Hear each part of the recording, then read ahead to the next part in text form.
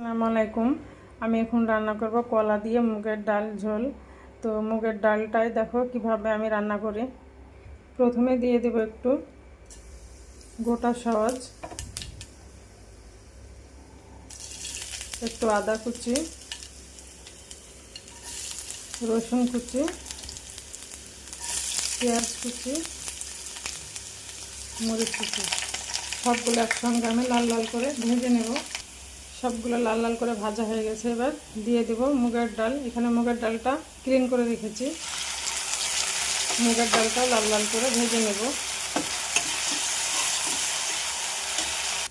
ডালটাও লাল লাল করে ভাজা হয়ে গেছে। এবার আমি এগুলোকে এক সাইডে রেখে দেব। দিয়ে দেব লবণ, ধনিয়া গুঁড়ো, একটু হলুদ গুঁড়ো, দিয়ে দেবো একটু শুকনো মরিচের গুঁড়ো, আর দেব আদা জিরা রসুন পেস্ট একসঙ্গে।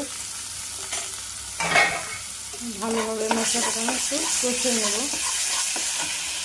মশলাটা ভালোভাবে কষানো হয়ে গেছে। ডালগুলো একসঙ্গে আবার ভালো করে কষে নেব।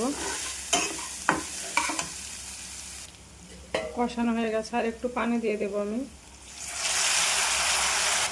পানিটা দেওয়ার পরে ভালো করে ডালটা মশলাটা একসঙ্গে মিলিয়ে নেব।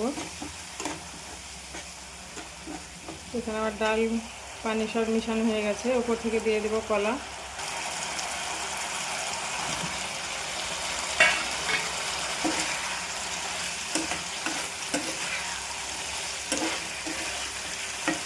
কলা ডাল মশলা সব একসঙ্গে ভালো করে কষিয়ে নেব। 2 থেকে 3 মিনিট মতো ভালো করে কষিয়ে নেব। কষানো কমপ্লিট আমার। এখানে পানি দিয়ে দেব।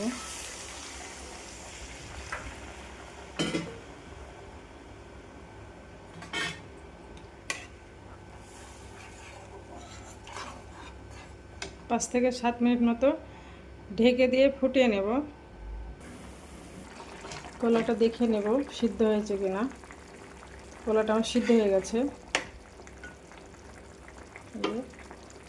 একটু ভাজা সওয়াজের গুঁড়ো দিয়ে নামিয়ে নেব।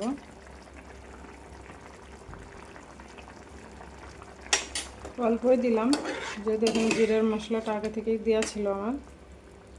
কলা দিয়ে মুগের ডাল